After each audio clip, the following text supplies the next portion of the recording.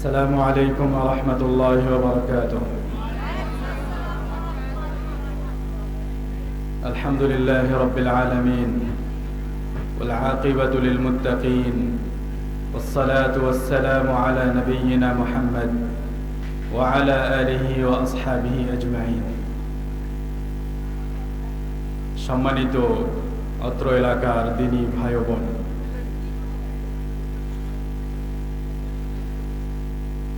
সম্মানার্থে আমাদের ভাই আমাদেরকে ডাকার সময় আন্তর্জাতিক খ্যাতি সম্পন্ন এবং বিশিষ্ট মুফাসসিরে কোরআন, এই শব্দগুলো আসলে খুব ভারী শব্দ।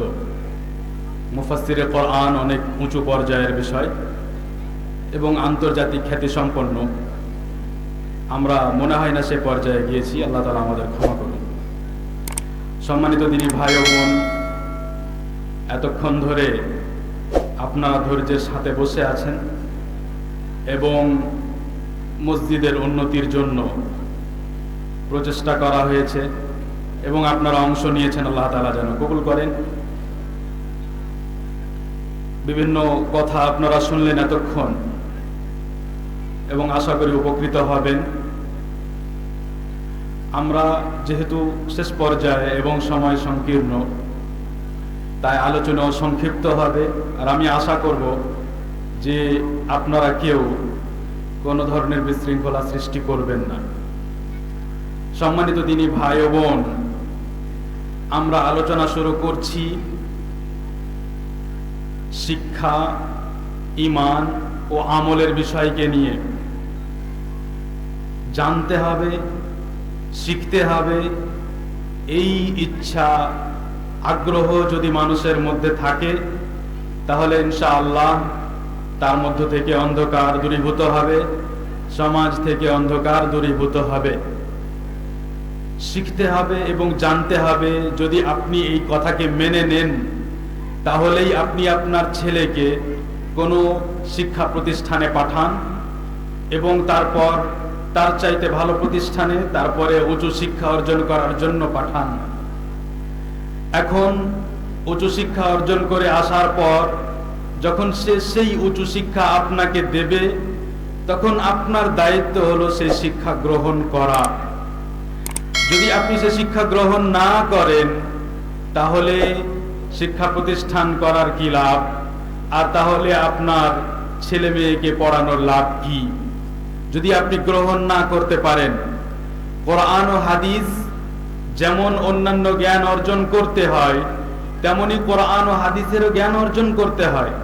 যেমন বাংলা, ইংরেজি এবং অন্যান্য কোনো বিষয়ে পড়তে পড়তে কেউ প্রাইমারি পর্যায়ে পৌঁছায়, কেউ হাই স্কুল পর্যায়ে পৌঁছায়, কেউ ইউনিভার্সিটিতে প্রফেসর হয় এবং সবাই এক স্তরের হয় না। তেমনি কোরআন ও হাদিসের পড়া পড়তে পড়তে মানুষের স্তর ভিন্ন হয়ে যায়।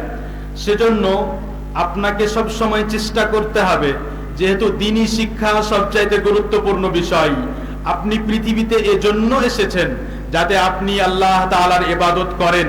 তাই ইবাদত করবেন কিভাবে, আল্লাহ তাআলাকে চিনবেন কিভাবে, আল্লাহ তাআলার নাম ও গুণাবলী সম্পর্কে জানবেন কিভাবে, কোরআনের সঠিক তাফসীর জানা, হাদিসের সঠিক বিশ্লেষণ বোঝা, এসব কিছু শেখার জন্য, ঠিকভাবে জানার জন্য আপনার সমাজে, আপনার মাঝে যোগ্যতম আলেম ওলামা তৈরি করতে হবে।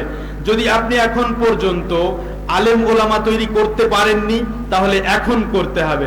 যদি আপনি মনে করেন যে আমরা যা আজ পর্যন্ত জেনেছি তাই যথেষ্ট, তাহলে আর নতুন করে কোনো কিছু শিক্ষা অর্জন করার কিংবা নতুন করে নিজের ছেলে মেয়েদেরকে কোনো দ্বীনি প্রতিষ্ঠানে পাঠানোর কোনো প্রয়োজন আপনি বোঝাতে পারবেন না।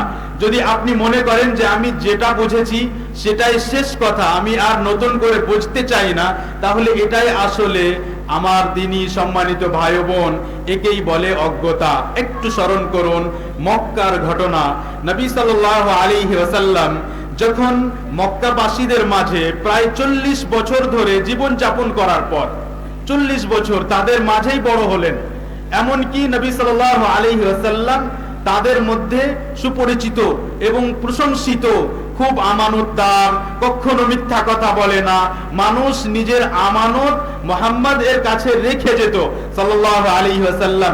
এই ধরনের একজন মানুষ 40 বছর পর যখন তাদেরই সামনে, সেই মানুষগুলোর সামনেই যখন শিক্ষা নিয়ে আসলো, তখন তারা অধিকাংশই মুহাম্মদ সাল্লাল্লাহু আলাইহি ওয়াসাল্লামের শত্রু হয়ে গেল। ভালো করে কথা বুঝুন যে নবী সাল্লাল্লাহু আলাইহি ওয়াসাল্লাম যে কথা নিয়ে এসেছিলেন, সেই কথাটি কি ছিল? যে ইবাদত একমাত্র আল্লাহ তাআলার করতে হবে। এখন আপনি আমাকে বলুন যে এই কথা কি ভুল, এই কথা কি খারাপ কোনো কথা? এই কথার মাধ্যমে নবী সাল্লাল্লাহু আলাইহি ওয়াসাল্লাম কি সেই মানুষগুলোর ক্ষতি করতে চেয়েছিলেন? নবী সাল্লাল্লাহু আলাইহি ওয়াসাল্লাম কি মক্কাবাসীদের সাথে কোনো শত্রুতা করতে চেয়েছিলেন, নাকি তাদের কল্যাণ কামনা করেছিলেন? তাদের কল্যাণ কামনা করেছিলেন, কারণ তারা জাহান্নামের দিকে যাচ্ছিল, কারণ তারা শিরকের পথে ধাবিত হয়ে গিয়েছিল, তারা শিরক করছিল, তারা সঠিক দিন ভুলে গিয়েছিল। নবী সাল্লাল্লাহু আলাইহি ওয়াসাল্লাম তাদেরকে সঠিক দিনের দিকে নিয়ে আসলেন। আমরা জানি যে আমাদের একজন নবী ইব্রাহিম আলাইহিস সালাতু ওয়াস সালাম, তারা দাবি করত মক্কাবাসীরা যে আমরা ইব্রাহিম আলাইহিস সালামের দিনের উপর কায়েম আছি, কিন্তু আসলে তারা ইব্রাহিম আলাইহিস সালামের দিনের উপর প্রতিষ্ঠিত ছিল না। নবী সাল্লাল্লাহু আলাইহি ওয়াসাল্লাম তাদেরকে সেই দিন শিখাতে চাইলেন। নবী সাল্লাল্লাহু আলাইহি ওয়াসাল্লামের এই কথা যে লা ইলাহা ইল্লাল্লাহ, আল্লাহ তাআলা ছাড়া কেউ সত্য উপাস্য নয়, কারো ইবাদত করা যাবে না, এই কথা একেবারেই সত্য। বরং এই কথার জন্যই আকাশ পৃথিবীকে সৃষ্টি করা হয়েছে, এবং এই কথা এত বড় যে যারা এই কথার বিরোধিতা করেছে আল্লাহ সুবহানাহু ওয়া তাআলা তাদের জন্য জাহান্নাম সৃষ্টি করেছেন। আপনি ভাবুন যে এই কথা কত বিশাল, যে যারা এই কথা মানবে না, যারা আল্লাহ তাআলার ছাড়া অন্য কারো ইবাদত করতে চাইবে, তাদেরকে আল্লাহ তাআলা আগুনে পুড়িয়ে শাস্তি দেবেন।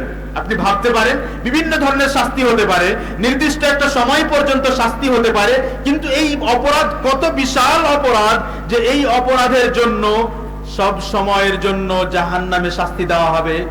তারপরে আমরা জানলাম যে শিরক সবচাইতে বড় গুনাহ। তাহলে নবী সাল্লাল্লাহু আলাইহি ওয়াসাল্লাম শিক্ষা নিয়ে এসেছিলেন। তাই আজও যখন যে কেউ হোক না কেন, যখন আপনার মাঝে শিক্ষা নিয়ে আসবে, তখন আপনার সৌভাগ্য হবে। আপনি যদি তৌফিক প্রাপ্ত হন, যদি আপনার মধ্যে একটু জ্ঞান থাকে, তাহলে আপনি সে ব্যক্তির সেই শিক্ষাকে গ্রহণ করবেন। সে আপনার ছেলে হতে পারে, আপনার ভাতিজা হতে পারে, অন্য কেউ হতে পারে, বহিরাগত কোনো ব্যক্তি হতে পারে, কিন্তু আপনি জানেন যে সে খেলাধুলা করেনি, সে এমন নয় যে যেমন তেমন করে পড়াশোনা করেছে, বরং সে এত বছর এখানে পড়েছে, তারপরে এখানে পড়েছে, তারপরে সেখানে পড়েছে, অনেক বড় বড় আলেম ওলামার কাছ থেকে ইলম অর্জন করেছে।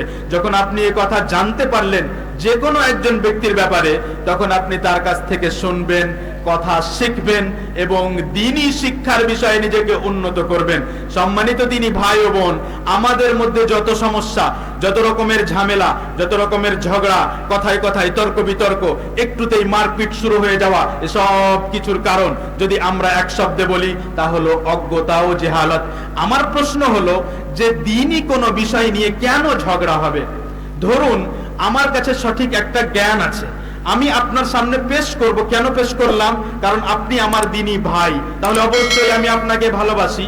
আপনাকে ভালোবাসি, তাই আমি আপনার জ্ঞান আপনার সামনে পেশ করলাম যে ভাই এটি হলো সঠিক, এটি গ্রহণ করুন।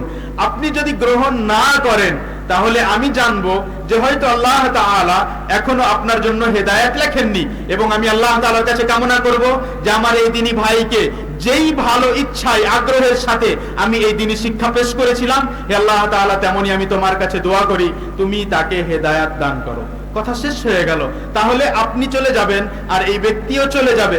আপনি চলে যাবেন নিজের কথা নিয়ে। যদি আল্লাহ তাআলা এই ভাইয়ের দোয়া কবুল করেন এবং আপনার জন্য হেদায়েত চান, তাহলে আপনাকে হেদায়েত দান করবেন। কোনদিন আপনার মনের মধ্যে কথা আসবে যে না, সেই ভাই যে কথা বলেছিল সেই কথাটি তো একবার ভেবে দেখা উচিত, একবার বোঝার চেষ্টা তো করি।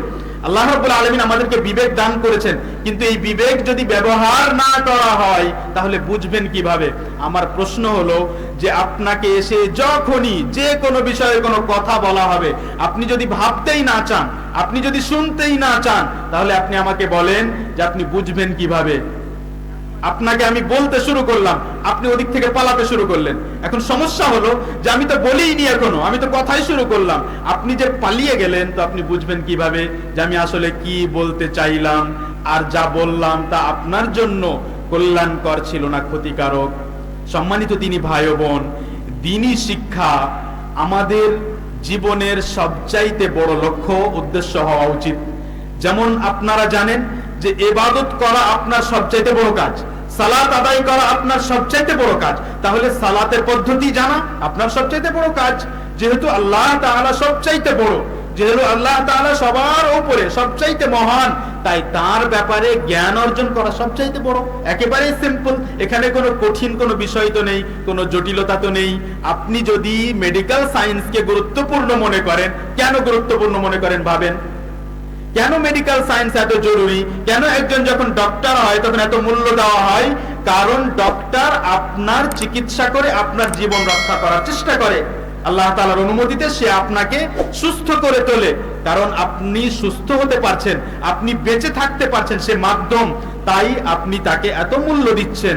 কিন্তু দ্বীনি শিক্ষার ব্যাপারে যখন আপনি জানবেন যে এই সুস্থ বডির মধ্যে যে আত্মা রয়েছে, যে হৃদয় আছে, এই হৃদয়কে সুস্থ রাখতে হলে, এই হৃদয়কে জীবিত রাখতে হলে দ্বীনি শিক্ষার কোনো বিকল্প নেই, তখন আপনি বুঝবেন যে দ্বীনি শিক্ষা আমার জন্য ওর চাইতেও বেশি জরুরি। তাই আজ যে কোনো জায়গায়, যে কোনো মসজিদ হোক না কেন, ছোট থেকে ছোট প্রতিষ্ঠান হোক না কেন, সেটাকে মনে করতে হবে একটা আলোর মাধ্যম, সেখান থেকে আলো বের হবে ইনশাআল্লাহ। আলো বিকিরণ করার জন্যই স্থাপিত করা হয়েছে, মসজিদ করা হয়েছে, মাদ্রাসা করা হয়েছে, প্রতিষ্ঠান করা হয়েছে। কিন্তু আমরা যারা আশেপাশে, যারা ওই মসজিদ মাদ্রাসার আশেপাশে থাকবো, আমাদেরকে নিজেদের ব্রেন, নিজেদের মস্তিষ্ক ধুয়ে মুছে পরিষ্কার করতে হবে। দেখুন, আপনারা সবাই অধিকাংশই হয়তো আমার চাইতে বড়, আর সবাই আমার কাছে সম্মানের পাত্র। আমরা এখানে কারো অপমান করার জন্য, কাউকে অপমানিত করার জন্য আসিনি, কিন্তু আমরা শুধু বোঝানোর চেষ্টা করছি যে আপনি যদি শিখতে না চান তাহলে আপনি শিখবেন কিভাবে? আপনি যদি না শিখতে চান তাহলে জানবেন কিভাবে যা আপনি এতদিন করলেন তার মধ্যে অনেকটা ভুল আছে। এবার ভাবুন যে নবী সাল্লাল্লাহু আলাইহি ওয়াসাল্লাম যখন মক্কাবাসীকে বললেন যে এত জনের ইবাদত করা যাবে না, একজনের ইবাদত করতে হবে, এই হলো মুহাম্মদ সাল্লাল্লাহু আলাইহি ওয়াসাল্লামের কথা। আর বাকিদের কথা কি? বাকিদের কথা হলো যে আমরা যা করছিলাম তাই করব। এখন বলুন যে যেই মানুষগুলো এই হঠকারিতার সাথে থাকবে যে যা করছিলাম তাই করব, মুহাম্মদ আবার কি আমাদেরকে শিক্ষা দেবে? সেই মানুষগুলো কি সঠিক জ্ঞান পাবে? পাবে না। তাহলে নবী সাল্লাল্লাহু আলাইহি ওয়াসাল্লাম মক্কার মানুষকে বোঝাতে থাকলেন, বোঝাতে থাকলেন, বোঝাতে থাকলেন। অনেক মানুষ নবী সাল্লাল্লাহু আলাইহি ওয়াসাল্লামের কথা গ্রহণ করলো। যারা গ্রহণ করলো তারাই তো সাহাবায়ে কেরাম। তারা সাহাবায়ে কেরাম নয়? যারা নবী সাল্লাল্লাহু আলাইহি ওয়াসাল্লামের কথা মেনে নিল তারাই সাহাবায়ে কেরাম।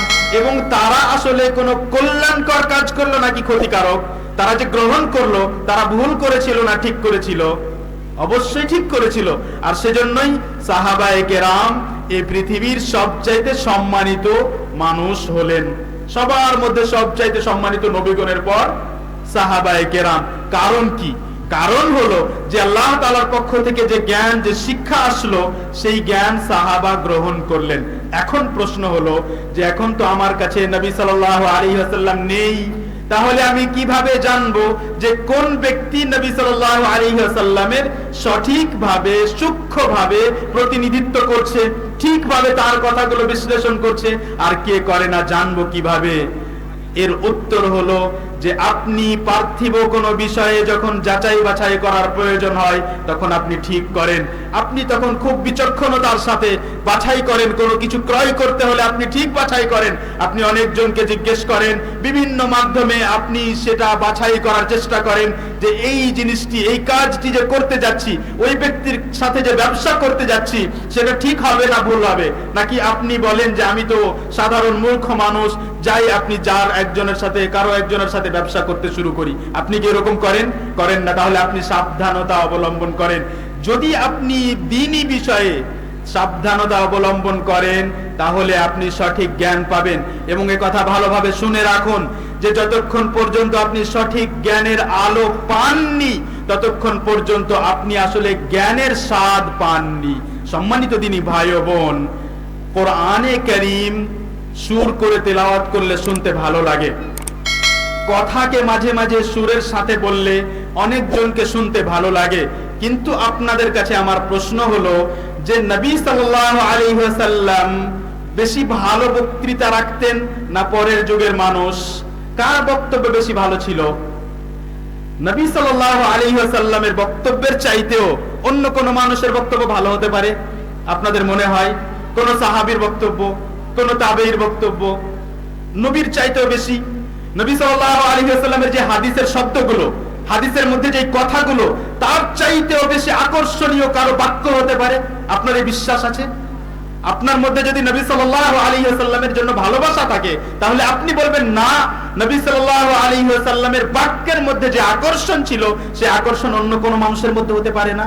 এবার আপনি শুনুন যে ইবনে আব্বাস রাদিয়াল্লাহু আনহুমা বলেন, কুন্না ইযা সামি'না আহাদান ক্বালা রাসূলুল্লাহ আসগাইনা ইলাইহি বিআযানিনা। যখন কোন মানুষকে আমরা নবী সাল্লাল্লাহু আলাইহি ওয়াসাল্লামের মৃত্যুর পর যখন কোন মানুষকে শুধু এই কথা বলতে শুনতাম যে রাসূল সাল্লাল্লাহু আলাইহি ওয়াসাল্লাম বলেছেন, তখন আমরা আমাদের কান তার দিকে লাগিয়ে দিতাম। যে রাসূল সাল্লাল্লাহু আলাইহি ওয়াসাল্লাম আমাদের নবী, যিনি আজকে আমাদের সামনে উপস্থিত নেই, তিনি বলেছেন, কি বলেছেন দেখি, শোনাও তো তুমি নবী সাল্লাল্লাহু আলাইহি ওয়াসাল্লাম কি বলেছেন। আমার আপনার কাছে প্রশ্ন হলো, প্রত্যেক ব্যক্তির কাছে প্রশ্ন হলো, আপনার বুকের মধ্যে যদি রাসূল সাল্লাল্লাহু আলাইহি ওয়াসাল্লামের জন্য ভালোবাসা থাকে, তাহলে যে ব্যক্তি আপনাকে সহিহ বুখারী থেকে, সহিহ মুসলিম থেকে এবং সহিহ সূত্রের ভিত্তিতে যখন সহিহ হাদিস আপনাকে শোনাবে এবং বলবে যে নবী সাল্লাল্লাহু আলাইহি ওয়াসাল্লাম বলেছেন, আপনি চুপচাপ সেদিকে কর্ণপাত করবেন, বলবেন যে আমার নবী মুহাম্মদ সাল্লাল্লাহু আলাইহি ওয়াসাল্লাম বলেছেন। যে ব্যক্তি বলছে আমি তার জন্য তো শুনছি না, যে ব্যক্তি বলছে তার আকর্ষণীয়, তার ভঙ্গিমার কারণে তো আমি শুনছি না, আমি তো এই কথা এই জন্য মনোযোগের সঙ্গে শুনছি কারণ এই কথা তো আমাদের নবী মুহাম্মদ সাল্লাল্লাহু আলাইহি ওয়াসাল্লাম বলেছেন। আমার মন বলে যদি আপনার ঈমান নিখাত হয়, যদি আপনার ঈমান বিশুদ্ধ হয়, যদি আপনার মধ্যে প্রকৃত রাসূল সাল্লাল্লাহু আলাইহি ওয়াসাল্লামের ভালোবাসা থাকে, তাহলে আপনার জন্য এতটাই যথেষ্ট যে এই কথা রাসূল সাল্লাল্লাহু আলাইহি ওয়াসাল্লাম বলেছেন, আপনার জন্য এতটাই যথেষ্ট। এর বাইরে আপনার কাছে প্রশ্ন হলো যে রাসূল সাল্লাল্লাহু আলাইহি ওয়াসাল্লাম মিনায় খুতবা দিলেন, রাসূল সাল্লাল্লাহু আলাইহি ওয়াসাল্লাম মসজিদে নববীতে খুতবা দিলেন, রাসূল সাল্লাল্লাহু আলাইহি ওয়াসাল্লাম মক্কা বিজয়ের বছরে খুতবা দিলেন, কত খুতবা দিলেন, কত আলোচনা করলেন।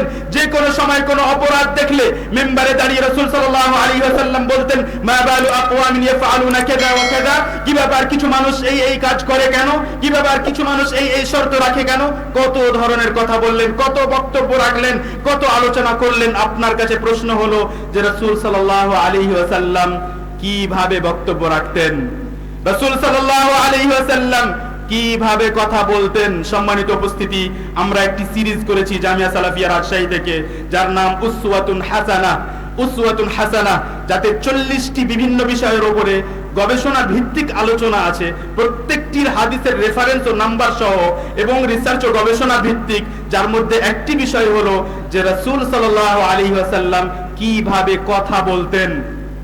সেখানে আপনি শুনবেন যে আমরা যেই দ্রুত গতিবেগে এখন যেভাবে কথা বলছি, আমাদের নবী এভাবে কথা বলতেন না সাল্লাল্লাহু আলাইহি ওয়াসাল্লাম। আমরা বলতে বাধ্য, সময় স্বল্প আর কথা শেষ করতে হবে, নইলে এটি রাসূল সাল্লাল্লাহু আলাইহি ওয়াসাল্লামের পদ্ধতি ছিল না। আয়েশা রাদিয়াল্লাহু আনহা বলেন যে রাসূল সাল্লাল্লাহু আলাইহি ওয়াসাল্লাম মা কানা ইয়াসরুদু কাসারদিকুম হাদা, তোমাদের মতো এইভাবে টানা কথা বলে চলে যেতেন না, যেটাকে আজ মনে হচ্ছে আমাদের খুব ভালো লাগছে। এই পদ্ধতি রাসূল সাল্লাল্লাহু আলাইহি ওয়াসাল্লামের ছিল না, বরং রাসূল সাল্লাল্লাহু আলাইহি ওয়াসাল্লামের শব্দ সম্পর্কে আয়েশা রাদিয়াল্লাহু আনহা বলেন, লাউ আরাদা আন ইয়াউদ্দাহা আহাদুন লাআদ্দাহা আও কামা ক্বালাত, কেউ যদি রাসূল সাল্লাল্লাহু আলাইহি ওয়াসাল্লামের এক একটা শব্দকে গণনা করতে চাইতো তো গণনা করতে পারতো। এবার আমার আপনার কাছে প্রশ্ন হলো যে একজন টানা বলে যাচ্ছে, আপনাকে ভালো লেগে গেল, কিন্তু সেটি রাসূল সাল্লাল্লাহু আলাইহি ওয়াসাল্লামের পদ্ধতি নয়, তারপরেও আপনাকে সেটা ভালো লাগছে। আপনি কি সত্যি রাসূলকে ভালোবাসেন? রাসূল সাল্লাল্লাহু আলাইহি ওয়াসাল্লাম বক্তব্য রাখলেন, রাসূল সাল্লাল্লাহু আলাইহি ওয়াসাল্লামের বক্তব্যের ভঙ্গিমা সাহাবা বর্ণনা করলেন, সেই অনুযায়ী সাহাবা বক্তব্য রাখতে থাকলেন। কোথাও তো আপনার বক্তব্যের ভঙ্গিমা পাচ্ছি না, বরং রাসূল সাল্লাল্লাহু আলাইহি ওয়াসাল্লাম বক্তব্য রাখলে তার আওয়াজ উঁচু হয়ে যেত, তার চেহারা লাল হয়ে যেত, রাগান্বিত হয়ে যেতেন। কান্নাহু মুনযিরু জাইশ, যেন সাবধান করছেন, সতর্ক করছেন কোন সেনাবাহিনীকে। এই তো ছিল রাসূল সাল্লাল্লাহু আলাইহি ওয়াসাল্লামের বক্তব্যের পদ্ধতি। সম্মানিত উপস্থিতি, আমরা বলতে চাই না তবুও বলি যে তেলাওয়াতের ওপর, আল্লাহ ক্ষমা করুন আমাদেরকে, তেলাওয়াতের ওপর দীর্ঘ কয়েক বছর ধরে আমরা চেষ্টা করতে আছি। এবং আপনি ইন্টারনেটে গেলেও তেলাওয়াতের অনেক আপনি ভিডিও বা তেলাওয়াতের অডিও পেয়ে যাবেন, শোনার জন্য বলবো না, আল্লাহ তাআলা আমাদেরকে ক্ষমা করুন। কিন্তু আছে, সেখানে সুর ব্যবহার করা হয়েছে, কিন্তু করব কি? পড়াশোনা করেছি ভারতে জামিয়া সালাফিয়া বেনারসে, তারপরে পড়াশোনা করেছি মদিনা বিশ্ববিদ্যালয়ে, কিন্তু কোথাও কেউ এই শিক্ষা দেননি যে আমাদেরকে বক্তব্য রাখতে হবে এইভাবে। যেইভাবে আলোচনা করছি সেইভাবেই শিখেছি, সেইভাবেই পেয়েছি, সেইভাবেই শিক্ষকগণকে, বড় বড় আলেম ওলামাকে দেখেছি, সেইভাবেই 10 বছর ধরে মসজিদে নববীতে খুতবা শুনেছি, মসজিদে হারামে খুতবা শুনেছি। তো আমরা করব কি? আমরা যেটা সঠিক জেনেছি সেটাই আপনাদের কাছে নিয়ে এসেছি, এবং আমি আপনাদের কাছে আশা করব যে আপনাদের মধ্যে এতটা ভদ্রতা অবশ্যই আছে যে আপনারা সেই সঠিক শিক্ষা গ্রহণ করবেন। আল্লাহ তাআলা আমাদের সকলকে তৌফিক দান করুন।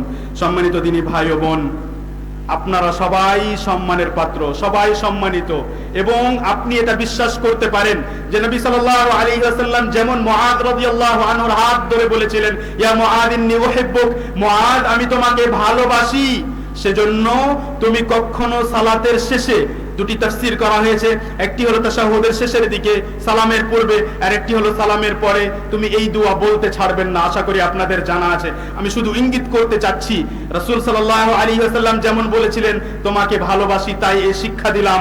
আমি তেমন ভালোবাসি কিনা আমি জানি না, কিন্তু আমি যতটা ভালোবাসি, আমি যতটা ভালোবাসতে পারি আপনাদেরকে দ্বীনের জন্য, মুসলিম হওয়ার জন্য, কারণ আপনি সঠিক দ্বীন শিক্ষার জন্য, ইসলাম শিক্ষা করার জন্য আমার সামনে এসে কষ্ট করে বসে আছেন, তার জন্য আমার যতটা ভালোবাসা উচিত, সেই ভালোবাসার সাথে আপনাকে বলি যে আমি আপনার জন্য যা নিয়ে এসেছি আপনি নিয়ে যান এবং আপনি তা গ্রহণ করুন। সম্মানিত দিনী ভাই ও বোন, আজ যদি আমরা অন্য এক বিষয়ের দিকে যাই, যে আমাদের বিপক্ষে, আমাদের বিরুদ্ধে, আমাদের প্রতিপন্থী যারা, আমাদের শত্রু যারা, যারা মুসলিম নয় অমুসলিম, তারা কিভাবে আমাদের ছেলে মেয়েকে দ্বীনি শিক্ষা থেকে দূরে সরিয়ে রেখেছে। এ কথা আমার মনে হয়, যেহেতু আপনারা দেশে বেশি আমাদের থেকে, আর দেশের মধ্যে বেশি থেকেছেন, আমরা এদিক ওদিক থেকেছি, আমার মনে হয় আপনারা বেশি ভালোভাবে বুঝতে পারছেন যে কিভাবে আমাদের দ্বীনি শিক্ষাকে দুর্বল করা হয় আর কিভাবে দ্বীনি শিক্ষা থেকে মানুষকে সরিয়ে দেওয়া হচ্ছে। আপনি ভারতের পরিবেশ দেখুন, আপনি মুসলিম যে কোনো সমাজে গিয়ে, যে কোনো এলাকায় গিয়ে দেখুন যে সেই সমাজের ছেলেরা যাদের বয়স 15 বছর, 18 বছর, 20 বছর হয়ে গেছে, কতজন এমন আপনি নেবেন যারা কোরআনে কারীম দেখে পড়তে জানে না, যাদের শিক্ষা অনুযায়ী, যাদের সিস্টেম অনুযায়ী, যাদের পাঠ্য কারিকুলাম অনুযায়ী আমাদের ছেলে মেয়ে শিক্ষিত হচ্ছে, তারা কিভাবে, কত কৌশলে, কেমন গোপনীয় ভাবে তারা আমাদের সন্তানকে শিক্ষা থেকে, দ্বীনি শিক্ষা থেকে দূরে করে দিয়েছে, আমরা টের পাইনি। আপনি আজ থেকে ভাবতে শুরু করুন, বুঝতে পারবেন যে কিভাবে আমাদের ছেলে মেয়েরা দ্বীনি শিক্ষা থেকে দূরে সরেছে। এটা একটা বিষয়। এর সাথে সাথে যদি আপনারা, আমরা সবাই যদি ভালো আলেম ওলামা তৈরি না করি, আর যদি একজন দুজন তৈরি হয়ে আসে, তাদের কথা যদি আমরা গ্রহণ না করি, তাহলে আমাদের দ্বীনি শিক্ষার অবস্থা কি হবে? সম্মানিত উপস্থিতি, আমি আপনাদেরকে শুধু উদাহরণ বোঝানোর জন্য যে আমাদের দ্বীনি শিক্ষার অবস্থা কি, আমরা আমাদের দ্বীনি শিক্ষা এবং দ্বীনি বিষয়গুলোর ন্যূনতম বিষয়, ছোট ছোট বিষয়, এমন এমন বিষয় যেগুলোর প্রত্যেকদিন সম্মুখীন হই, কিভাবে আমরা অজ্ঞ, কিভাবে আমরা জানি না। আপনাদের কয়েকটি উদাহরণ দিই। রাসূল সাল্লাল্লাহু আলাইহি ওয়াসাল্লাম যখন বিস্মিত হতেন, রাসূল সাল্লাল্লাহু আলাইহি ওয়াসাল্লাম যখন কোনো কিছু দেখে আনন্দিত হতেন, যখন রাসূল সাল্লাল্লাহু আলাইহি ওয়াসাল্লাম কোনো কিছু দেখে আশ্চর্য করতেন, তখন রাসূল সাল্লাল্লাহু আলাইহি ওয়াসাল্লাম কি বলতেন? আজ আমরা তালি বাজাই, আজ আমরা ওয়াও বলি, আজ আমরা বাহ বলি, আজ আমরা কি দারুণ বলি, অনেক কিছু বলি, কিন্তু প্রশ্ন হলো যে রাসূল সাল্লাল্লাহু আলাইহি ওয়াসাল্লাম কি বলতেন এ বিষয়ে কি আপনার জানার প্রয়োজন নেই? আমি শুধু উদাহরণ দেওয়ার জন্য, বোঝানোর জন্য যে আমাদের জানার কত প্রয়োজন, আপনাদেরকে সহিহ বুখারীর এই হাদিস শোনাই। আন উম্মি সালামা রাদিয়াল্লাহু আনহা قالت استيقظ النبي صلى الله عليه وسلم ذات ليلة فقال سبحان الله ماذا أنزل الليلة من الفتن ماذا فتح من الخزائن। উম্মে সালামা রাদিয়াল্লাহু আনহা বর্ণনা করেন যে এক রাত্রি রাসূল সাল্লাল্লাহু আলাইহি ওয়াসাল্লাম হঠাৎ জেগে উঠলেন, জেগে উঠে বলতে লাগলেন সুবহানাল্লাহ, বললেন সুবহানাল্লাহ, কত ফিতনার দরজা উন্মুক্ত হয়ে গেছে, সুবহানাল্লাহ, কত ফিতনার দরজা খুলে গেছে, সুবহানাল্লাহ, কত খাজানা, কত সম্পদের দরজা উন্মুক্ত হয়েছে। রাসূল সাল্লাল্লাহু আলাইহি ওয়াসাল্লামকে জানানো হলো যে আপনার উম্মতি কখনো দারিদ্র্যের কারণে, সম্পদ না থাকার কারণে, অনাটনের কারণে সমস্যায় পড়বে না, আপনার উম্মতি ফিতনায় পড়বে সম্পদের কারণে। এই কথা ছিল আশ্চর্যের বিষয়, এই কথা আশ্চর্যের বিষয় ছিল। রাসূল সাল্লাল্লাহু আলাইহি ওয়াসাল্লাম সেখানে বলেছেন সুবহানাল্লাহ। তেমনি ফিতনার কথা উল্লেখ করে কত ফিতনার দ্বার খুলে গেছে, এই কথা বলে রাসূল সাল্লাল্লাহু আলাইহি ওয়াসাল্লাম বললেন সুবহানাল্লাহ। তাই যদি ফিতনার বিষয় হয়, যদি কোনো এমন বিষয় হয় যা দেখে আপনার আশ্চর্য হচ্ছে, তাহলে আপনি বলতে শিখুন সুবহানাল্লাহ, যেমন রাসূল সাল্লাল্লাহু আলাইহি ওয়াসাল্লাম বলতেন, হাদিস সহিহ বুখারীতে বর্ণিত। সম্মানিত উপস্থিতি, আমি এটা বোঝানোর চেষ্টা করছি না যে আমরা জানি না, হয়তো কেউ কেউ জানি, অনেকজন হয়তো জানি না, কিন্তু যারা জানি তারা কি আমল করি? আমার প্রশ্ন হলো, আপনার মুখে কি এই শব্দ আসে? সুবহানাল্লাহ কি কথা বলো, আসে? আসে না। কিন্তু এই পরিবেশ আছে শিক্ষিত জায়গায়, যেখানে দ্বীনি শিক্ষা মজবুত, সেখানে এই পরিবেশ আছে। আল্লাহ তাআলা যেন আমাদেরকে তৌফিক দান করেন। দ্বিতীয় হাদিস শুনুন, মুসনাদ আহমদে বর্ণিত আবু আইয়ুব আল আনসারী রাদিয়াল্লাহু আনহু বলেন যে রাসূল সাল্লাল্লাহু আলাইহি ওয়াসাল্লাম বলেছেন, ইযা আতাসা আহাদুকুম ফালইয়াকুল আলহামদুলিল্লাহ, যখন কেউ হাঁচি ফেলবে তখন সে যেন বলে আলহামদুলিল্লাহ। আমার প্রশ্ন হলো যে এই শিক্ষা আমরা কতজন গ্রহণ করেছি এবং কতজন এর উপর আমল করি? ওয়ালিয়াকুলিল্লাযী ইয়ারুদ্দু আলাইহি ইয়ারহামুকাল্লাহ। দ্বিতীয় বিষয় হলো, যে ব্যক্তি তাকে আলহামদুলিল্লাহ বলতে শুনবে সে যেন বলে ইয়ারহামুকাল্লাহ, আল্লাহ তাআলা আপনার উপর রহম করুন।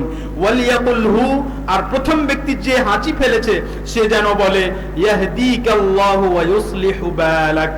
আমি শুধু আপনাকে বোঝানোর চেষ্টা করছি যে এই বিষয়গুলো আমাদের দ্বীনি ন্যূনতম বিষয়, যে সম্পর্কে আমাদের অনেক মুসলিম ভাইয়ের কাছে জ্ঞান নেই।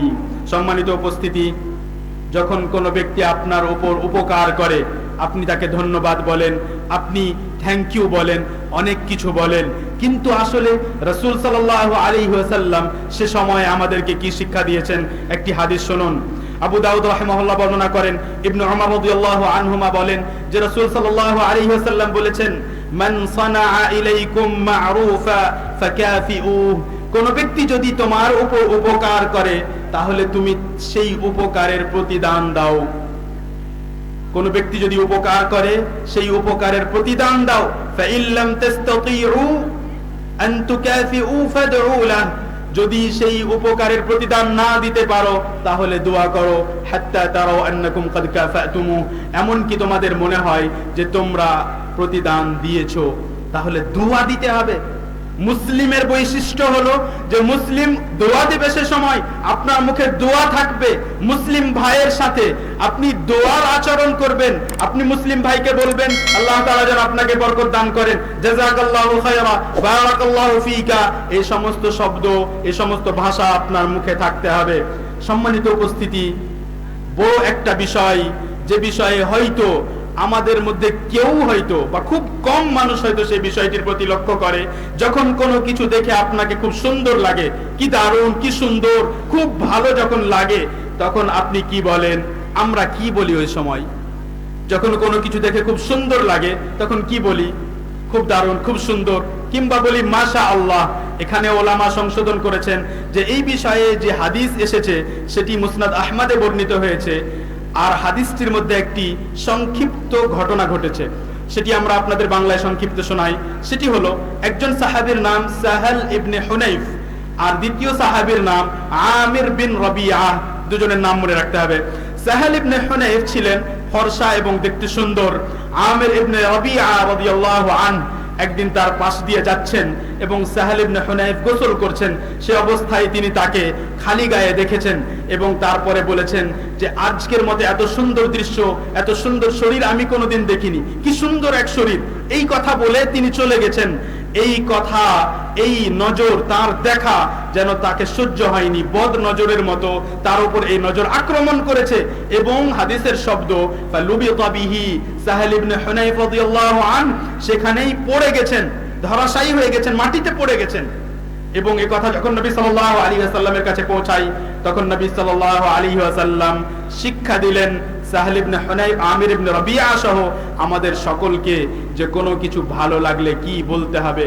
নবী সাল্লাল্লাহু আলাইহি ওয়াসাল্লাম বললেন, ফাহাল্লা ইযা রাআ আহাদুকুম মা ইউজিব ফাহাল্লা ইযা রাআইতা মা ইউজিবুক বারাকতা। যখন তোমাকে দেখে সুন্দর লাগলো তখন তুমি তা দেখে বরকতের দোয়া দিলে না কেন? এ হলো শিক্ষা। আমরা যখন কোনো ভালো জিনিস দেখব তখন অন্যান্য অমুসলিমদের মতো অন্যান্য শব্দ ব্যবহার না করে আমরা বরকতের দোয়া দেব। এই হলো দ্বীনি শিক্ষা, এই হলো ইসলামী শিক্ষা। আমরা 4টি বিষয় আলোচনা করলাম। আমার প্রশ্ন আপনার কাছে যে আপনি এই কয়েক মিনিটে যে 4টি বিষয় শিখলেন এর মধ্যে কটি আপনি জানতেন এবং কটির ওপর আপনি আমল করতেন? এখন আপনি নিজেকে জিজ্ঞেস করুন যে আপনার এই বসে থাকা আসলে কল্যাণকর হলো না ক্ষতিকর হলো। সম্মানিত উপস্থিতি, কিছু জরুরি কথা আমরা এখন বলবো 2টি বিষয় নিয়ে। একটি বিষয়ের দিকে আমরা ইঙ্গিত করেছি, সেটি হলো বক্তব্যের মধ্যে অন্য ভঙ্গিমা ব্যবহার করা। বক্তব্যের যে ভঙ্গিমা, বক্তব্যের যে টোন, সেই টোনের মধ্যে অন্য টোন ব্যবহার করা। আমরা আপনাদেরকে বললাম যে নবী সাল্লাল্লাহু আলাইহি ওয়াসাল্লামের কোন বক্তব্যে স্পষ্টভাবে কথা পাওয়া যায় না। আবার শুনুন, নবী সাল্লাল্লাহু আলাইহি ওয়াসাল্লামের কোন বক্তব্যে স্পষ্টভাবে সাহাবী কথা বর্ণনা করেননি। স্পষ্টভাবে, সূক্ষ্মভাবে শুনতে হবে। স্পষ্টভাবে নবী সাল্লাল্লাহু আলাইহি ওয়াসাল্লামের কোন বক্তব্য সম্পর্কে কোন সাহাবী এ কথা বর্ণনা করেননি যে নবী সাল্লাল্লাহু আলাইহি ওয়াসাল্লাম কথা বলতে বলতে মাঝে সুর করে কথা বলতে শুরু করেছেন।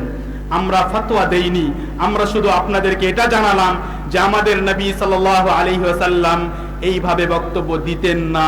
আমার প্রশ্ন হলো যে আমি যদি নবী সাল্লাল্লাহু আলাইহি ওয়াসাল্লামের মতো রাখার চেষ্টা করি, সেই ভঙ্গিমায় বক্তব্য রাখি, তাহলে কি আপনার আসলে সমস্যা হওয়া উচিত? তাহলে কি আসলে আপনার সমস্যা হওয়া উচিত? নিজেকে জিজ্ঞেস করুন, আপনি কি করলেন, কি শুনলেন, কে কি বলল? আপনার ওই সমস্ত কথা একদিকে রাখুন আর অন্যদিকে এই কথা রাখুন যে নবী সাল্লাল্লাহু আলাইহি ওয়াসাল্লাম কখনো এটা করেননি। আমরা তো সবাই নবী সাল্লাল্লাহু আলাইহি ওয়াসাল্লামকে ভালোবাসি না? যখন কোনো কাজ কেউ করে আমরা জিজ্ঞেস করি না যে নবী সাল্লাল্লাহু আলাইহি ওয়াসাল্লাম কি করেছেন, নবী সাল্লাল্লাহু আলাইহি ওয়াসাল্লাম কি কথা বলেছেন? তাহলে এইখানে প্রশ্ন করি না কেন? এটা হলো আমার প্রশ্ন আপনার কাছে। আপনি আজ থেকে উত্তর খুঁজবেন। আপনি খুঁজবেন যে নবী সাল্লাল্লাহু আলাইহি ওয়াসাল্লাম কোন বক্তব্যে কখন সুর করেছিলেন। সরাসরি বললাম, নবী সাল্লাল্লাহু আলাইহি ওয়াসাল্লাম কখন কোন বক্তব্যে সুর করলেন। আমি কাউকে নিষেধ করলাম না, আমি কারো বিরুদ্ধে ফতোয়াও দেইনি। আমি শুধু আপনাদেরকে জানালাম, যারা আমার শ্রোতা আজকের, যে আপনারা জানার চেষ্টা করবেন। আমার কাছেও জানতে হবে না, আপনারা জানার চেষ্টা করবেন আলেমদের কাছ থেকে যে কোন বক্তব্যে নবী সাল্লাল্লাহু আলাইহি ওয়াসাল্লাম সুর করেছিলেন। এবার নিজেকে প্রশ্ন করেন যে নবী সাল্লাল্লাহু আলাইহি ওয়াসাল্লাম কি একটা দুটা বক্তব্য দিয়েছেন? কত বক্তব্য দিয়েছেন? খুতবা কে দিতেন? মসজিদে নববীতে মেহরাব মিম্বারে খুতবা কে দিতেন? নবী সাল্লাল্লাহু আলাইহি ওয়াসাল্লাম খুতবা দিতেন। খুতবায় সাহাবায়ে কেরাম ইস্তিসকা বর্ণনা করলেন, তার দোয়া বর্ণনা করলেন, তার শব্দ বর্ণনা করলেন। খুতবায় নবী সাল্লাল্লাহু আলাইহি ওয়াসাল্লাম ইবনে মাসউদকে বসে যাওয়ার কথা বললেন, বসে গেলেন, বর্ণনা করলেন। কেউ বৃষ্টি চাইতে আসলো, বর্ণনা করলেন, সব বর্ণনা করলেন। আর প্রত্যেক খুতবায়, প্রত্যেক বক্তব্যে নবী সাল্লাল্লাহু আলাইহি ওয়াসাল্লাম মাঝে মাঝে সুর করছেন আর কোনো সাহাবী বর্ণনা করছেন না। এটা মেনে নেওয়ার বিষয়, মেনে নেওয়ার বিষয় নয়। সম্মানিত উপস্থিতি, কেউ কথাকে ভুল বুঝবেন না। সঠিক তথ্য আপনার সামনে রাখা হচ্ছে।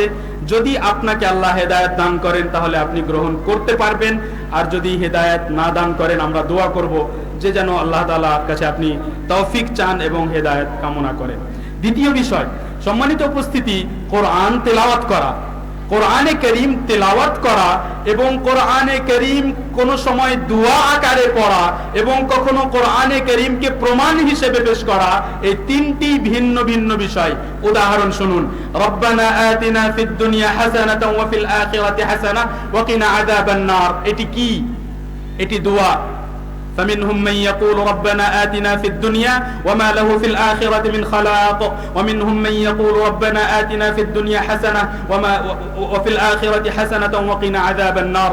এটি কোরআনের আয়াত, এটি কোরআনের আয়াত। কিন্তু আমার প্রশ্ন হলো যে আমি যদি এই কোরআনের আয়াতকে দোয়া হিসাবে পড়ি তাহলে কি আমি তেলাওয়াত করব নাকি আমি বলবো রব্বানা আতিনা ফিদ দুনিয়া হাসানাহ? আপনি নিজেকে জিজ্ঞেস করুন যে আপনি কতবার তেলাওয়াতের মতো এই দোয়া করেন? করেন না, আপনি করেন না, কারণ এটা নিয়ম নয়। কারণ যখন আপনি আয়াতকে দোয়া হিসাবে পড়ছেন তখন সেটি দোয়া, সেটি দোয়া। সেইখানে যে তেলাওয়াতের মতো সুর না করলে, তেলাওয়াতের মতো সুর না করলে নবী সাল্লাল্লাহু আলাইহি ওয়াসাল্লামের হাদিসের অন্তর্ভুক্ত হবেন যে আমাদের মাল্লাম ইয়াতাগান্না বিল কোরআন ফালাইসা মিন্না, যে আমাদের সে অন্তর্ভুক্ত নয়, যে কোরআনকে সুর করে সুন্দরভাবে তেলাওয়াত করলো না সে আমাদের অন্তর্ভুক্ত নয়। এই হাদিসের দুইটি বিশ্লেষণের একটি বিশ্লেষণের ভিত্তিতে এই কথা বলা যাবে, দ্বিতীয় বিশ্লেষণ আছে।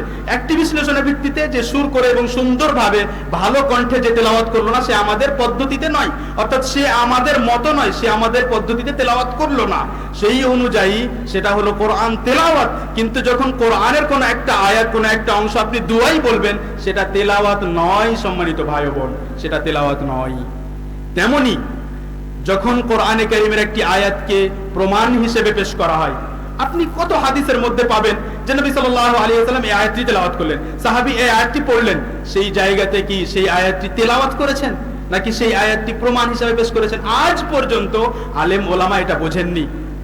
পূর্বের যত আলেম ওলামা তারা এটা বোঝেননি যে যখন প্রমাণ হিসেবে আয়াত পেশ করতে হবে তখন আউযু বিল্লাহি মিনাশ শাইতানির রাজীম বিসমিল্লাহির রহমানির রহিম বলে শুরু করতে হবে, তেলাওয়াত করতে হবে। এটা বোঝেননি ওলামা, আজ পর্যন্ত বোঝেননি। তাহলে আপনি না জানার কারণে যেটা বুঝেছেন সেটা তো জ্ঞান নয়, আপনি এই জন্য বুঝে আছেন কারণ আপনি জানেন না যে কোরআনের তেলাওয়াত আলাদা, ইস্তিশহাদ প্রমাণ হিসেবে পেশ করা আলাদা জিনিস এবং দোয়া হিসেবে পড়া আলাদা জিনিস। সব আলাদা আলাদা বিষয়।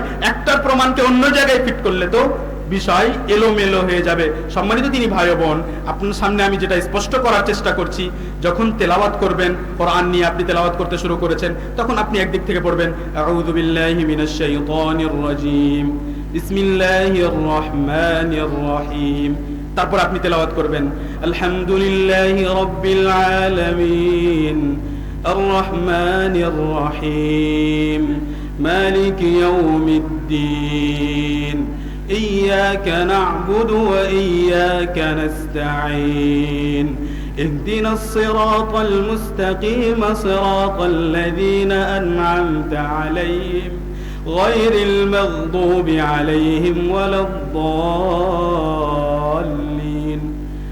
আরো যত সুন্দর করে তেলাওয়াত করতে পারেন, যত কণ্ঠ সুন্দর করতে পারেন, কিন্তু যেন গানের দিকে না যায়, কোন গানের কোন মানুষের যেন কপি না হয়। সব ওলামা শর্ত রেখেছেন, তারপরে আপনি কণ্ঠ সুন্দর করতে থাকুন। আবু মুসা আল আশআরী রাদিয়াল্লাহু আনহু বাড়িতে তেলাওয়াত করছিলেন, নবী সাল্লাল্লাহু আলাইহি ওয়াসাল্লাম বাড়ির বাইরে থমকে দাঁড়িয়ে গেলেন এবং তার তেলাওয়াত শুনতে থাকলেন। পরবর্তী দিনে রাতে তেলাওয়াত করছিলেন, পরবর্তী দিনে আবু মুসা আল আশআরীকে জিজ্ঞেস কে বলেন যে আবু মুসা, তুমি যদি জানতে লাউ রাআইতানিল বারিহা ওয়া আনা আসমাউ লিতিলাওয়াতিক, আমি যখন তোমার তেলাওয়াত, মুহাম্মদ সাল্লাল্লাহু আলাইহি ওয়াসাল্লাম নবী হওয়ার পরে যার তেলাওয়াত সবচাইতে সুমধুর, সবচাইতে সুন্দর, তিনি আবু মুসা আল আশআরীর তেলাওয়াত শোনার জন্য থমকে দাঁড়িয়ে তেলাওয়াত শুনতে থেকেছেন। তাহলে ওই তেলাওয়াত যত সুন্দর কণ্ঠে আপনি করুন না কেন, কখন যখন তেলাওয়াত করবেন আপনি কোরআন খুলে তেলাওয়াত করুন, যত সুন্দর তেলাওয়াত করতে পারেন। আপনি সালাতের মধ্যে তেলাওয়াত করুন, যত সুন্দর তেলাওয়াত করতে পারেন। কিন্তু সম্মানিত ভাই বোন, যখন সেটি সেই আয়াতকে প্রমাণ হিসাবে পেশ করা হবে, তখন আজ পর্যন্ত না সাহাবায়ে কেরামে কথা বুঝেছেন, না তাবেঈনে কথা বুঝেছেন, না তাবা তাবেঈন, না আতবা, না মুহাদ্দিসিন, না ফুকাহা, না উলামা, কেউ আজ পর্যন্ত কথা বোঝেননি যে প্রমাণ হিসাবে যখন পেশ করবেন তখনও আপনি সুর করবেন। এই কথা বুঝেননি, বরং পার্থক্য করেছেন। তাই আমরাও পার্থক্য করব। এটাই হলো জ্ঞান, এটাই হলো সূক্ষ্ম ও সঠিক মজবুত ইলম, যেই ইলমের জন্যই মাদ্রাসা, যেই ইলমের জন্যই প্রতিষ্ঠান, যেই ইলমের জন্যই আপনি আপনার ছেলেকে মদিনা বিশ্ববিদ্যালয়ে পড়াতে চান। আমি শুধু আপনাকে এটা বলি যে আপনি কারো সাথে তর্ক করতে যাবেন না, আপনি আপনার এক ছেলেকে কিংবা আপনার এক ভাতিজাকে কিংবা আপনার এক ভাগ্নেকে, ভাইকে চেষ্টা করুন যে যোগ্যতম আলেম বানান আর মদিনা বিশ্ববিদ্যালয় পর্যন্ত পাঠান। আর তার উপরও তো আপনার ভরসা আছে যে সে আমার শত্রুতা করবে না। তারপরে সে এসে মদিনা থেকে যোগ্যতম হয়ে এসে ভালো ইলম অর্জন করে এসে দেখুন সে কি বলে, দেখুন সে কি বলে। আপনাকে সঠিক ইলম দিবে ইনশাআল্লাহ, যদি সঠিক ইলম নিয়ে আসতে পারে। তাহলে সম্মানিত দিনী ভাই ও বোন, সঠিক ইলম গ্রহণ করলেই আমাদের তাতে উন্নতি হবে। মহিলাদের বিষয়ে বিশেষভাবে কয়েকটি কথা বলতে চাই। তার মধ্যে সর্বপ্রথম যেই কথাগুলো এখন আমরা নারীদেরকে, মহিলাদেরকে, মা ও বোনদেরকে সম্বোধন করে বলছি, এমন নয় যে শুধু তাদের জন্য, আমাদের সবার জন্য, আমার নিজের জন্য, তাদেরও জন্য এবং আপনাদের সবার জন্য, কিন্তু বিশেষভাবে তাদেরকে বলছি কারণ এই সময় অনেক সময় তাদের মধ্যে গাফলাতি দেখতে পাওয়া যায়। যেমন সালাতের সময়ের ব্যাপারে আমাদের মধ্যেও গাফলাতি আছে। আপনি যখন সফরে যান আপনি 5 ওয়াক্ত সালাত আদায় করেন, কিন্তু যখন সফরে যান তখন আপনি জোহরের সালাত কি জোহরের সালাতে পড়ে নেন, আসরের সালাত আসরের সালাতে পড়েন। হ্যাঁ, আপনি জোহর আসরকে একত্র করে আসরের সময়ে পড়তে পারবেন কিংবা আসরকে জোহরের সময়ে পড়তে পারবেন, ওতে সমস্যা নেই। কিন্তু অনেক সময় অনেকজনকে দেখেন না যে সে 5টি সালাত পড়েনি, বাড়ি এসে প্রশ্ন করছে, ফতোয়া জিজ্ঞেস করছে যে এখন আমি কসর করব নাকি পূর্ণ সালাত আদায় করব, কারণ আমি তো এখন বাড়ি চলে এসেছি। প্রশ্ন হলো, আপনাকে যে কসর করার অনুমতি দেওয়া হয়েছে সেটা সফরের অবস্থায়, আপনি তো তখন সালাত ত্যাগ করেছেন, আর যেই কারণে ত্যাগ করেছেন সেটা শরীয়তের নজরে কারণই নয়, আপনি তো ইচ্ছাকৃত ত্যাগ করেছেন। ওলামা যখন এই বিষয়ে আলোচনা করেছেন তখন আলোচনা করেছেন এই বিষয়ে যে কেউ যদি অসুস্থতার কারণে, ভুলে যাওয়ার কারণে কিংবা শরীরী কোনো ওজরের কারণে ঘুমিয়ে গেছে, তারপরে তার সালাত ছুটেছে, এখন সে বাড়ি পৌঁছে গেছে, কসর করবে না পূর্ণ পড়বে ভিন্ন বিষয়। আপনার সাথে যেটা ঘটেছে সেটা আলাদা, আপনি তো ইচ্ছাকৃত ছেড়েছেন, তাহলে আপনার জন্য ফতোয়া আসবে কোথা থেকে? আমাদের মধ্যে গাফলতি আছে। এবং বিশেষ করে মেয়েদের মধ্যে, মহিলাদের মধ্যে যারা বাড়িতে কাজ করে সাধারণত জোহরের সালাতের ব্যাপারে গাফলাতি আছে। এবং যারা আমরা কাজ করি দোকানে কিংবা যানবাহন চালাই, এদের মধ্যে জোহরের সালাতের ব্যাপারে গাফলাতি আছে। ফজরের সালাতকে আমরা অনেক সময় জোহরে পড়তে দেখেছি, জোহরের সালাতের পর অনেকজনকে জোহরের সালাতকে আসরের সালাতের পরে পড়তে দেখেছি। এ কথা ভালোভাবে শুনে রাখুন যে ওলামা এই বিষয়ে 2 দলে বিভক্ত, যে কোন ব্যক্তি যদি ইচ্ছাকৃত কোনো সময় পার করে দেয়, জোহরের সময়কে আসরের সময় নিয়ে যায়, তাহলে এখন কি সে সালাত পড়বে না পড়বে না? ভালো করে শুনুন, এগুলো একটু সূক্ষ্ম বিষয়। আমি এই বিষয়ে বললাম না যে তার সালাত হবে না হবে না, পড়বে না পড়বে না। কেন মতভেদ? কারণ সময় পার হয়ে গেছে। তাহলে যেই সালাতের ব্যাপারে এই মতভেদ হয়েছে যে পড়বে না পড়বে না, সেই সালাতের অবস্থা কি হবে আপনি ভাবতে পেরেছেন? তাহলে ইচ্ছাকৃত সময় আমরা যারা করি, আল্লাহ যেন আমাদেরকে হেদায়েত দান করেন। কোরআনের বিষয়ে আমাদের সবার মধ্যে গাফলাতি আছে, কোরআনের বিষয়ে সবার মধ্যে গাফলাতি আছে। আর একটি হাদিস শুনুন, যেটি বারবার শুনেছেন, আজকে আবার শুনুন। তিরমিজি রাহিমাহুল্লাহ বর্ণনা করেন, আব্দুল্লাহ ইবনে মাসউদ রাদিয়াল্লাহু আনহু বলেন যে রাসূল সাল্লাল্লাহু আলাইহি ওয়াসাল্লাম বলেছেন, মান ক্বারাআ হারফান মিন কিতাবিল্লাহ ফালাহু বিহি হাসানাহ ওয়াল হাসানাতু বিআশরি আমসালিহা লা আকুলু আলিফ লাম মিম হারফ ওয়ালাকিন আলিফুন হারফ ওয়া লামুন হারফ ওয়া মিমুন হারফ। যে ব্যক্তি কোরআনের একটি অক্ষর তেলাওয়াত করে, একটি অক্ষর তো করবে না, কিন্তু তার জন্য নেকি কত? তাকে একটি নেকি দান করা হবে, সেই এক নেকি 10 নেকিতে পরিণত হবে। এবং শরীয়তের সাধারণ নিয়ম অনুযায়ী 10 নেকি 70-এ, 70 700-তে এবং 700 অগণিত নেকিতে পরিণত হবে, যা শরীয়তের অন্যান্য প্রমাণ থেকে প্রমাণিত। সম্মানিত উপস্থিতি, নবী সাল্লাল্লাহু আলাইহি সাল্লাম বললেন, আমি বললাম না যে আলিফ লাম মিম এটি একটি অক্ষর, না, এইখানেই আলিফ একটি অক্ষর, লাম একটি অক্ষর, মিম একটি অক্ষর। এই হাদিস এজন্য শোনানো হয়নি যে আমরা তো পূর্বে কখনো শুনিনি। এই হাদিস এই জন্য শোনানো হয়েছে যে এই হাদিসটির উপরে আমল আপনি করবেন কখন, এই হাদিসটির উপরে আমল কখন করবেন, কখন থেকে আপনি প্রতিজ্ঞা করবেন যে ইনশাআল্লাহ আমি কোরআন পড়তে শুরু করব, ইনশাআল্লাহ আমি আরবিতে কোরআন পড়তে শিখব, ইনশাআল্লাহ আমি প্রত্যেকদিন কোরআন তেলাওয়াত করব। আপনার মনে হয় না যে আপনি অনেক নেকি থেকে বঞ্চিত হয়ে যাচ্ছেন? এক একটি অক্ষরে আপনি হিসাব করেন কত নেকি হচ্ছে, আর আপনি ওই নেকি থেকে বঞ্চিত। সম্মানিত উপস্থিতি, আলোচনা আপনি 5 ঘন্টা শুনলেন কিন্তু আমল আপনি করলেন না, তাহলে আপনার কি লাভ? আপনি নিজেকে জিজ্ঞেস করুন। সম্মানিত উপস্থিতি, আমরা একটু আগে সাদাকা সম্পর্কে অনেক কথা শুনলাম। এবং মহিলাদের দেখলাম এবং আপনাদেরকেও দেখলাম যে অনেক সাদাকা ও দান আপনারা করলেন। আল্লাহ তাআলা যেন কবুল করেন। নবী সাল্লাল্লাহু আলাইহি ওয়াসাল্লাম, আপনাদের জানা যে নবী সাল্লাল্লাহু আলাইহি ওয়াসাল্লাম মহিলাদেরকে সম্বোধন করে বলেছিলেন, ফা ইন্নী উরিতুকুন্না আকসারা আহলিন নার, আমি দেখলাম জাহান্নামে যে নারীরাই বেশি জাহান্নামে। এই কথা নতুন নয়, কথা পুরাতন, কিন্তু মাঝে মাঝে স্মরণ করার প্রয়োজন আছে। নারীরা যখন অধিকাংশ জাহান্নামে, তাহলে নারীদেরকে সাবধান থাকতে হবে বিশেষভাবে যে আমরা কি করি, নারীদের মধ্যে কি কি সমস্যা পাওয়া যায়। নবী সাল্লাল্লাহু আলাইহি ওয়াসাল্লাম সেই হাদিসে যে কথা উল্লেখ করেছেন সেটি হলো তুকসিরনাল লাআন, বেশি বেশি তোমরা লানত করো, গালি দাও, লানত করো এর উপরে ওর উপরে, এবং ওয়াতাকফুরনাল আশির, স্বামীর অবাধ্যতা করো। তাহলে দুটি বিষয় স্পষ্ট। এর সাথে সাথে যেটা আমরা সবাই জানি, যেটা আমরা সাধারণ মানুষের মধ্যেও দেখতে পাই এবং মেয়েদের মধ্যেও নারীদের মধ্যে অনেক দেখতে পাওয়া যায়, একটি হলো অন্যের বিষয়ে কথা বলা, আর দ্বিতীয় হলো অন্যের কথা আরেকজনের কাছে নিয়ে যাওয়া। প্রথমটি হলো সমালোচনা করা, আর দ্বিতীয়টি হলো চুগলখড়ি বা কুৎসা করা। এবার সমালোচনা সম্পর্কে একটি হাদিস শুনুন। আবু দাউদ রাহিমাহুল্লাহ বর্ণনা করেন, আন আনাস ইবনে মালিক রাদিয়াল্লাহু আনহু قال قال رسول الله صلى الله عليه وسلم لما عرج بي مررت بقوم لهم أظفار من نحاس يخمشون بها وجوههم وصدورهم فقلت من هؤلاء يا جبريل فقال هؤلاء الذين يأكلون لحوم الناس ويقعون في أعراضهم। আমরা জানি যে রাসূল সাল্লাল্লাহু আলাইহি ওয়াসাল্লাম মেরাজে গিয়েছিলেন এবং মেরাজে রাসূল সাল্লাল্লাহু আলাইহি ওয়াসাল্লাম যাদেরকে শাস্তি ভোগ করতে দেখেছেন তাদের মধ্যে এক শ্রেণীর মানুষকে দেখলেন যে তাদের তামার নখ আছে, তাদের এই নখগুলো তামার তৈরি, আর তামার নখ দিয়ে, তাম্রর নখ দিয়ে তারা নিজের চেহারা এবং নিজের বক্ষকে আঁচড়াচ্ছে। তারা নিজের চেহারা কি করছে? আঁচড় দিচ্ছে চেহারায়, আর বক্ষতে আঁচড় দিচ্ছে, আর এভাবে নিজেরাই নিজেদেরকে শাস্তি দিচ্ছে।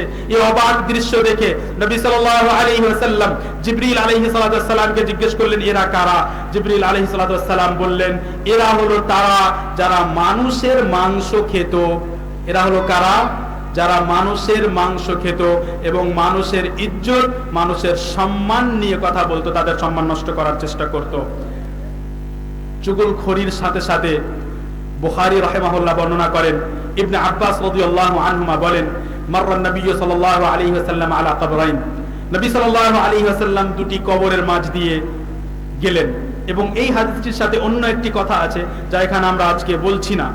রাসূল সাল্লাল্লাহু আলাইহি ওয়াসাল্লাম সেই দুই কবরকে সম্বোধন করে বললেন, ইন্নাহুমা লা ইউআযাবান, এদের দুজনকে শাস্তি হচ্ছে। ওয়া মা ইউআযাবানি ফি কাবীর, বড় কোনো বিষয়ে শাস্তি হচ্ছে না। বড় কোনো বিষয়ে শাস্তি হচ্ছে না, আর সঠিক বিশ্লেষণ হলো যে যেই বিষয়ে শাস্তি হচ্ছে সেই বিষয় থেকে বেঁচে থাকা খুব বড় নয়।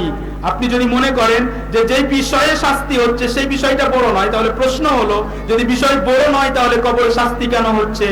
সেই জন্য ওলামায়ের বিশ্লেষণ করেছেন যে যে বিষয়ে শাস্তি হচ্ছে সেটা তো বড়, সেই জন্যই তো কবরে শাস্তি হচ্ছে, কিন্তু তা থেকে বেঁচে থাকা বড় নয়। তাই নবী সাল্লাল্লাহু আলাইহি ওয়াসাল্লাম বললেন বড় কোনো বিষয়ে শাস্তি হচ্ছে না। রাসূল সাল্লাল্লাহু আলাইহি ওয়াসাল্লাম বললেন, আম্মা আহাদুহুমা ফাকানা লা ইস্তাতিরু মিন বাউলিহি, একজন নিজের পেশাব থেকে বেঁচে থাকতো না। আমি বিশেষভাবে সমস্ত দিনই ভাইকে এবং বিশেষভাবে মা বোনকে সম্বোধন করে বলি যে পেশাব থেকে সাবধান থাকার ব্যাপারে, বিশেষ করে যাদের ছোট শিশু আছে, সন্তান, ছোট ছেলে মেয়ে আছে, এদেরকে অনেক সময় শিথিলতা করতে দেখা যায়। অনেক সময় দেখা যায় যে পেশাবের ব্যাপারে শিথিলতা আছে।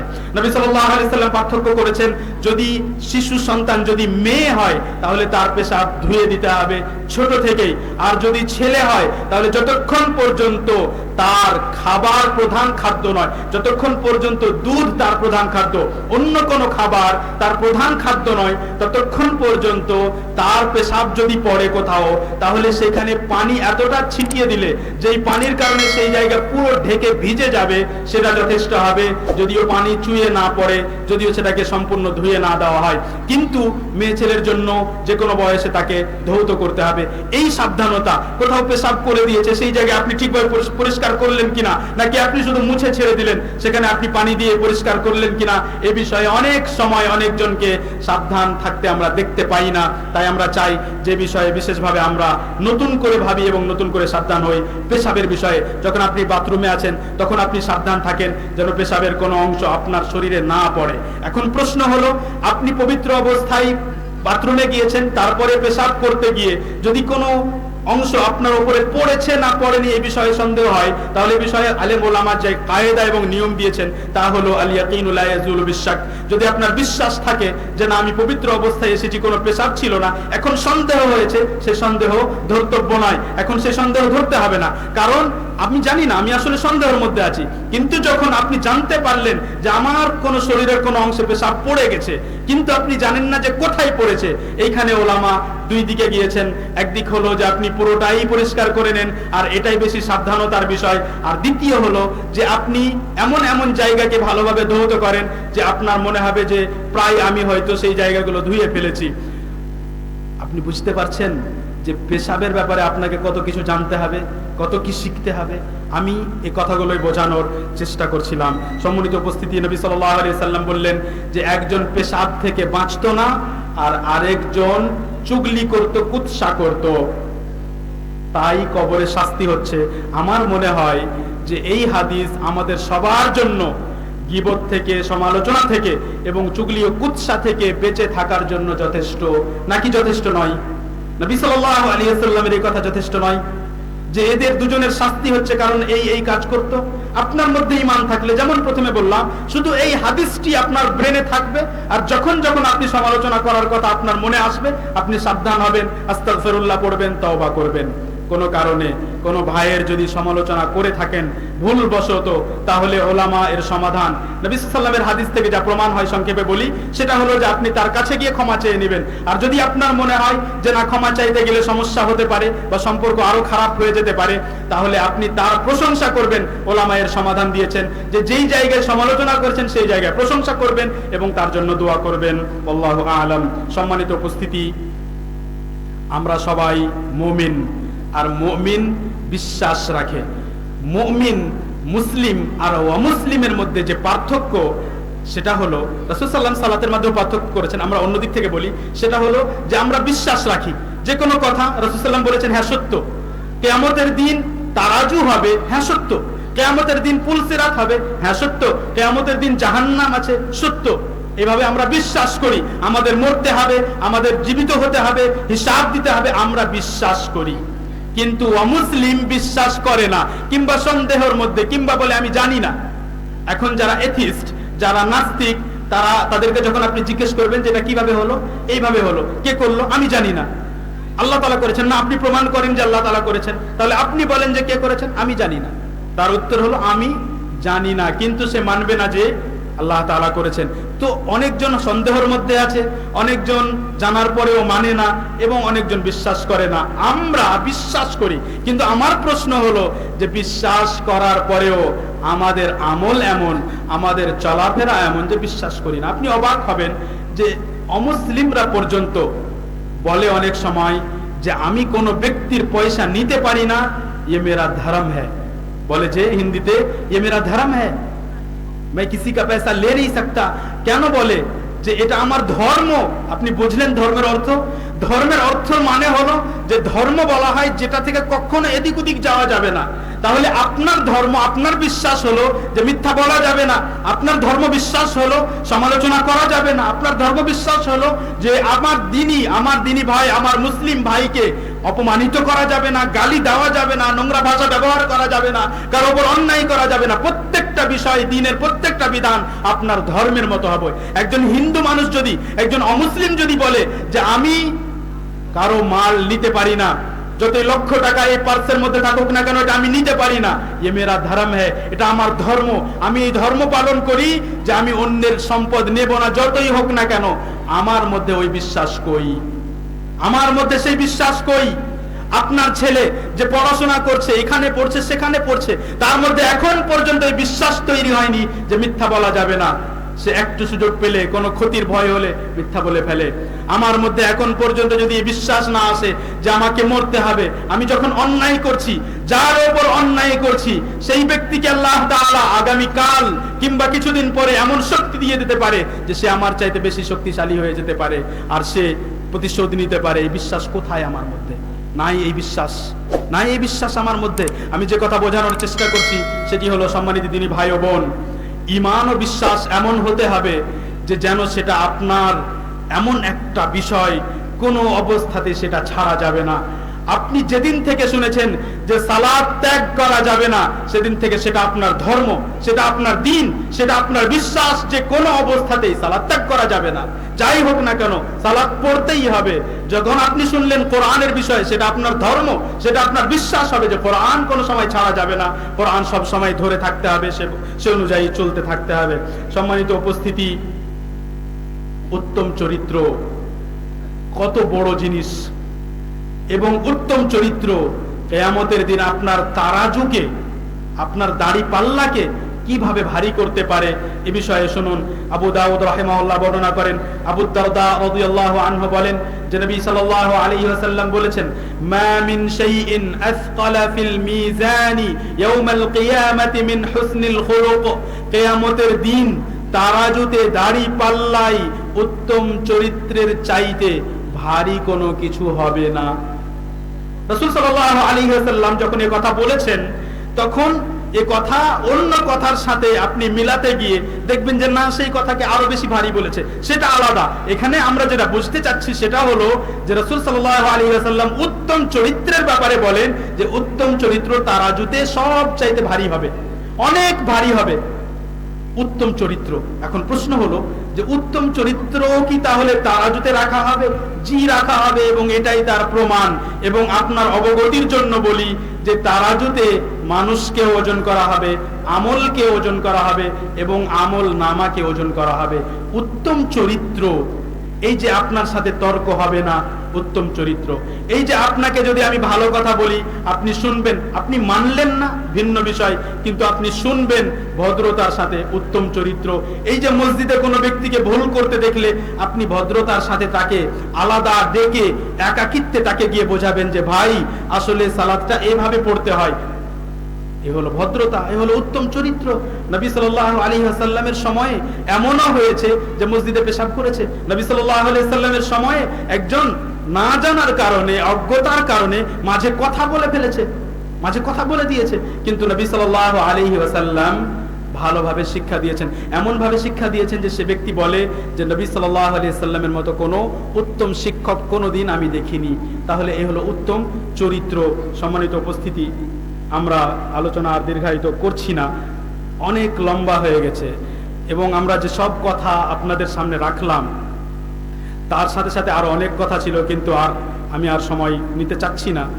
আমি যে বিষয় আপনাদের সামনে নিয়ে এসেছি সেটি হলো যে আমাদের সকলকে শিক্ষা অর্জন করতে হবে। আমি যেই হই না কেন শিখতে হবে, জানতে হবে, সঠিক কথা বুঝতে হবে, এবং যদি কোনোটা উত্তম হয় তাহলে সেটাকে মেনে নিতে হবে। যদি কোনোটা জায়েজ হয়, কিন্তু নবী সাল্লাল্লাহু আলাইহি ওয়াসাল্লাম এটা করতেন এবং এটা নবী সাল্লামের পদ্ধতি, সেটা বেশি ভালো, সেটাকে গ্রহণ করে নিতে হবে। এবং আমাদেরকে শিখতে থাকতে হবে, আমল কিভাবে সঠিক হবে শিখতে থাকতে হবে, কোন কোন আমল করতে হবে শিখতে থাকতে হবে। আমরা কোরআন সম্পর্কে জানলাম, তেলাওয়াত করতে শুরু করতে হবে। আমরা উত্তম চরিত্র সম্পর্কে জানলাম, উত্তম চরিত্র আমরা চেষ্টা করতে থাকবো। নবী সাল্লাল্লাহু আলাইহি ওয়াসাল্লাম বিভিন্ন আজকার সম্পর্কে বলেছেন, সুবহানাল্লাহি ওয়া বিহামদিহি আদাদা খালকিহি ওয়া রিদা নাফসিহি ওয়া জিনাতা আরশিহি ওয়া মিদাদা কালিমাতিহি, আলহামদুলিল্লাহ সম্পর্কে বলেছেন, সুবহানাল্লাহ সম্পর্কে বলেছেন। এসব আমল আমাদের করতে থাকতে হবে। এবং শেষে একটি হাদিস বলি সংক্ষেপে। হাদিসে কুদসির মধ্যে নবী সাল্লাল্লাহু আলাইহি ওয়াসাল্লাম বলেন, ওয়া মা তাকাররাবা ইলাইয়া আবদি বিশাইইন আহাব্বা ইলাইয়া মিম্মা ইফতারাতু আলাইহি।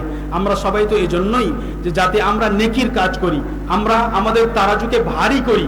তো নবী সাল্লাল্লাহু আলাইহি ওয়াসাল্লাম বলেন যে যত আমল বান্দার ওপর আবশ্যক করা হয়েছে, ফরজ করা হয়েছে, এই আমলগুলোর মাধ্যমে যেভাবে বান্দা আল্লাহ তাআলার নিকটবর্তী হবে, অন্য কোনো আমলের নিকটবর্তী হবে না। তাহলে আমাদেরকে জানতে হবে যে আমার উপরে কোন কোন আমল ফরজ করা হয়েছে এবং কিভাবে আমরা আল্লাহ তাআলার নৈকট্য লাভ করতে পারবো।